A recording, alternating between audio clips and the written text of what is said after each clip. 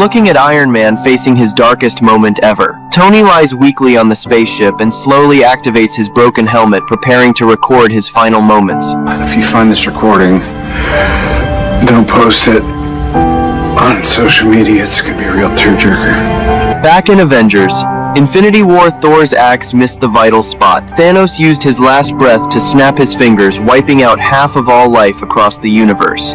On the planet Titan, only Nebula and Tony managed to survive. Tony spent every single day modifying the ship to head back to Earth. Even so, the craft broke down thousands of light years away from our planet.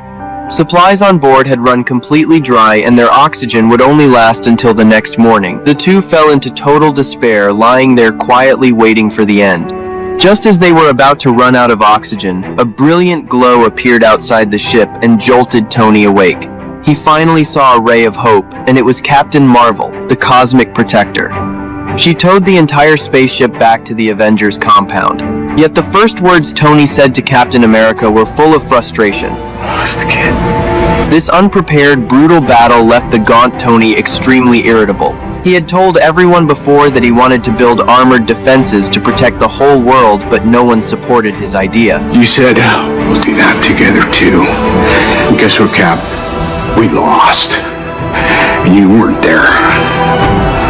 He grew more and more worked up as he talked, and even pulled out the nano-arc reactor from his chest and handed it to Cap. Soon after he collapsed to the ground from sheer exhaustion, the team decided to take back the Infinity Gauntlet and bring all the vanished people back to life.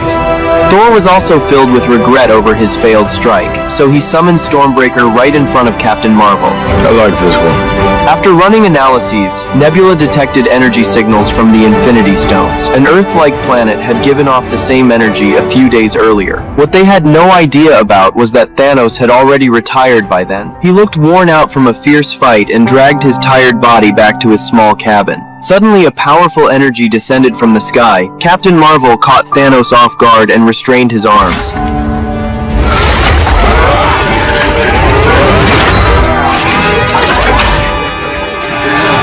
Right away, Thor swung his axe and cut off his left arm. But when Rocket flipped over the Infinity Gauntlet, they found all 6 stones were long gone. To stop others from using the stones to rewrite the universe, Thanos pushed his badly injured body to the limit and destroyed all the stones by leveraging their conflicting properties. This act nearly cost him his life. Everyone thought Thanos was lying, but only Nebula knew the truth. For all the terrible things her adoptive father had done, he never told lies. With all hope shattered, Thor lifted his axe and delivered the finishing blow. What did you do?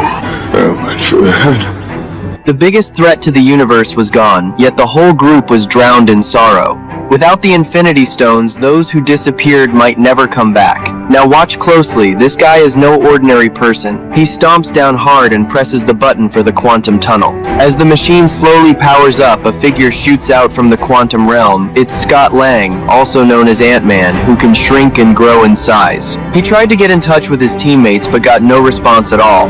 He wandered along the street in total confusion, having no clue what had happened. Streets that used to be bustling were now completely empty. When he saw countless missing person posters on utility poles, he realized something terrible had happened. He could never accept the truth.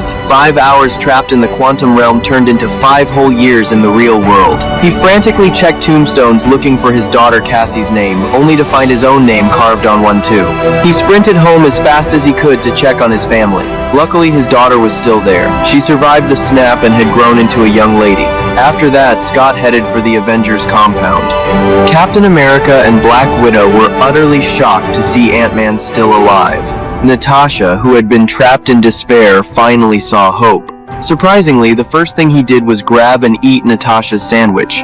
Then he told them everything he'd been through. Time flows differently inside the quantum realm. What felt like 5 years to everyone else was just 5 hours for him while he was trapped. He put forward a bold plan. They could take advantage of the time difference in the quantum realm, build a time machine, travel back to the past before Thanos' attack, and rescue everyone who vanished. To test whether this idea could work, the group went to find the retired Tony.